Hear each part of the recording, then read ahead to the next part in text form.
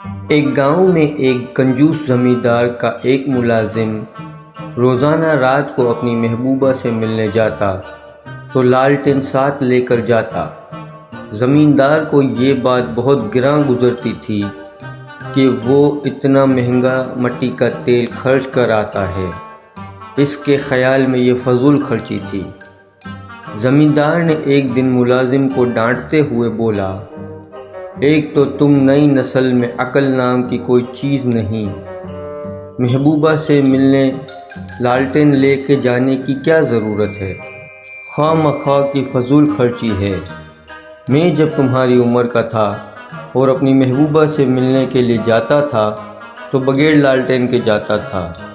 मुलाजिम बोला, बताने की ज़रूरत नहीं है साहब, मालकिन को देखकर मुझे पहले ही अंदाज़ा हो गया था।